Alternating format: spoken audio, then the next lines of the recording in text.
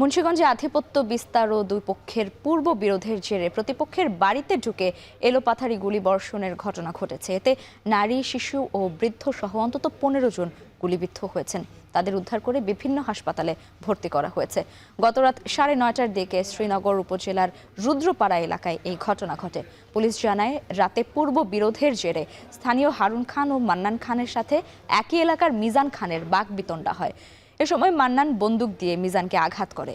এ নিয়ে মিজানের বাবা খোরশেদ খান মান্নানকে গালিগালাজ করে। এতে ক্ষিপ্ত হয়ে মান্নান ও তার সহযোগীরা অস্ত্রশস্ত্র নিয়ে মিজানের বাড়িতে হামলা চালায়।